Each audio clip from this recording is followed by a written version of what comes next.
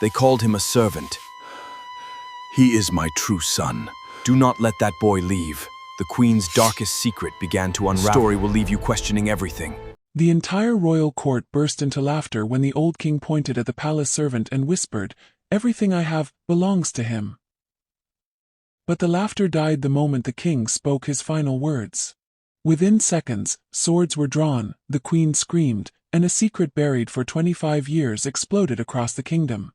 The servant everyone mocked was never a servant at all.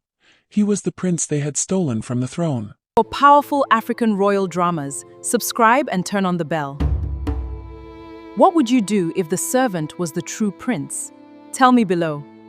The drums that had filled the great palace with celebration suddenly fell silent. Hundreds of nobles stared in disbelief as King Adewale struggled to breathe on his magnificent golden throne. His trembling hand remained stretched toward the young servant standing at the far end of the royal hall.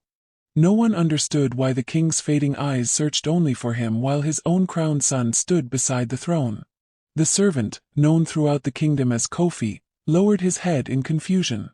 His rough brown tunic was stained with dust from sweeping the palace courtyard, and his hands bore the marks of years of hard labor. He had never been allowed to sit with the royal family, never invited to royal feasts, and never treated as more than another invisible worker. Yet, in the king's final moments, every noble, warrior, and elder watched as the dying ruler ignored everyone else and reached out to the young man they had mocked for years. With his last strength, King Adewale whispered, "Come closer, my son." A gasp swept through the throne room like a powerful wind. The queen's jeweled cup slipped from her hand and shattered against the polished floor. The crown prince's face turned pale, while the royal advisor instinctively stepped backward as though he had seen a ghost. Kofi froze. His heart pounded so loudly he could barely hear the frightened whispers spreading through the court. Surely the king had mistaken him for someone else. He had grown up believing he was an orphan rescued by an old palace gardener after being abandoned outside the kingdom's gates. He had never known his parents, never imagined he belonged anywhere beyond the servants' quarters. The king's weak voice rose once more. "You were never born to serve this palace, you were born to rule it."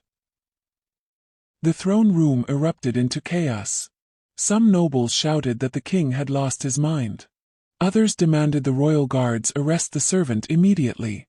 The queen mother gripped her walking staff so tightly that her knuckles turned white. Even the palace musicians stopped playing as confusion spread through every corner of the grand hall. Before anyone could move, King Adewale struggled to lift his trembling hand one final time. He pointed directly at the queen. "Tell them what you did."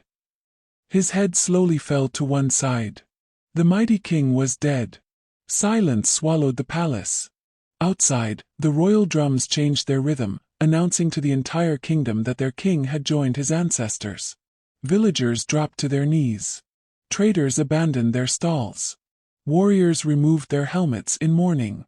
But inside the palace walls, grief quickly gave way to fear. Every eye turned toward the queen.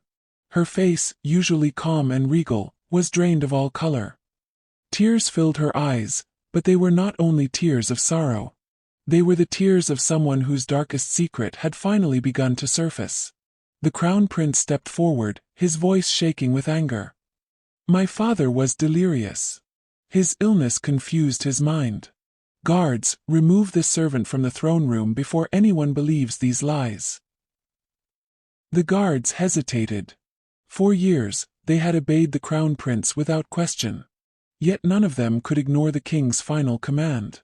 His last words echoed through their minds like sacred prophecy. Kofi stood frozen, unable to understand what had just happened. Questions raced through his heart. Why had the king called him his son? Why had he accused the queen? Why had everyone suddenly looked at him with fear instead of pity? As the first guard slowly reached for Kofi's arm, an elderly palace maid rushed into the hall, her breathing uneven and her eyes filled with panic. She clutched an old bundle wrapped in faded royal cloth. "I can stay silent no longer," she cried. The late king spoke the truth. 25 years ago, on the night the first prince disappeared, I witnessed everything. The entire kingdom's future now rested on the secret hidden inside that ancient bundle, and before the queen could stop her, the old woman began to untie the cloth.